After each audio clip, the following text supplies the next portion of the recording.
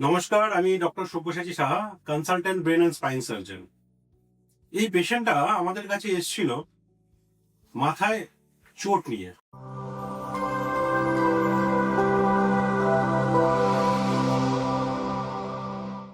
মানে বাইক নিয়ে যাচ্ছিল, তো বাইক থেকে পড়ে যায় সে এবং মাথায় চোট পায়।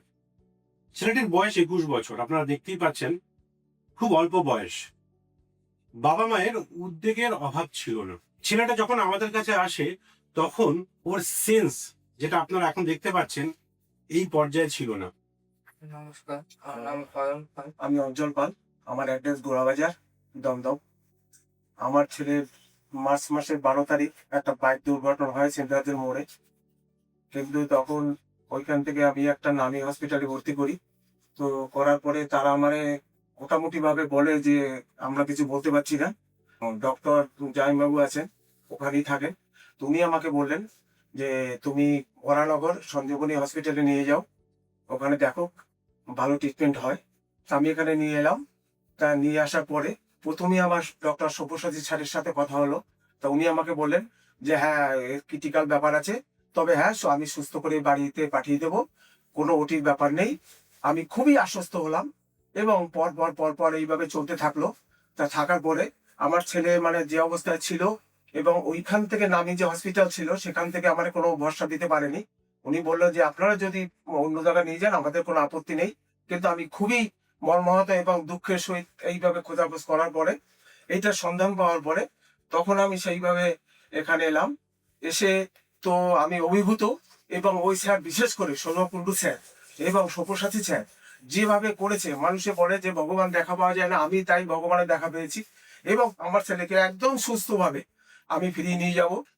ছেলেটা অবচেতন ছিল এবং সাথে খুব ছটফট করছিল, মাথায় অসহ্য যন্ত্রণা হচ্ছিল, ঘাড়ে যন্ত্রণা হচ্ছিল। তো আমি যখন পেশেন্টটিকে দেখি তখন একটা সিটি স্ক্যান অ্যাডভাইস করি এবং সিটি স্ক্যানের মধ্যে আমরা দেখতে পাই যে মাথায় অনেকটা রক্তক্ষরণ হয়ে গেছে এবং এই রক্তক্ষরণ কিন্তু ছোট ছোট ছোট ছোট অনেক জায়গায় রক্তক্ষরণ হয়েছে, কোনো এক জায়গায় ডেলা বাঁধা অনেকটা রক্তক্ষরণ হয়নি। তারপরে আমরা ওকে আইসিইউতে ভর্তি করি এবং বিগত 7 থেকে 8 দিন আইসিইউতে থাকার পরে আমরা ওকে ওয়ার্ডে শিফট করতে পারি। আমি বাড়ির লোককে আশ্বস্ত করি যে আপনার পেশেন্টের কোনো অপারেশন লাগবে না, লাগবে সময়। সময়ের মাধ্যমেই আস্তে আস্তে ও ঠিক হবে। কারণ ওর যেটা হয়েছে সেটাকে আমরা ডাক্তারি পরিভাষায় বলি ডিফিউজ অ্যাক্সোনাল ইনজুরি।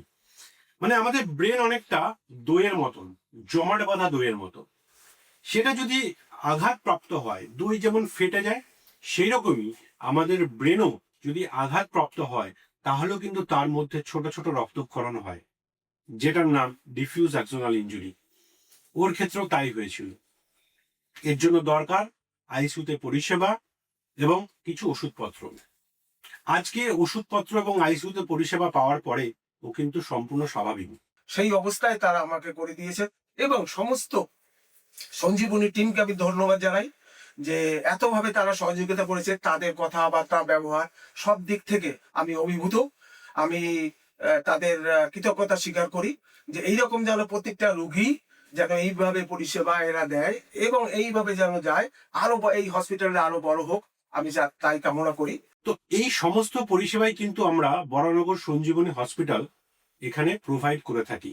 এছাড়াও ব্রেনের বিভিন্ন এবং স্পাইনের বিভিন্ন জটিল অপারেশনও কিন্তু বরানগর সঞ্জীবনী হসপিটালে আমি করে থাকি। তো আশা করি আপনারা জানতে পারলেন একটা হেড ইনজিওর্ড পেশেন্টকে কিভাবে আমরা বরানগর সঞ্জীবন হসপিটালে আমরা ম্যানেজ করেছি। ভালো থাকবেন, সুস্থ থাকবেন। নমস্কার।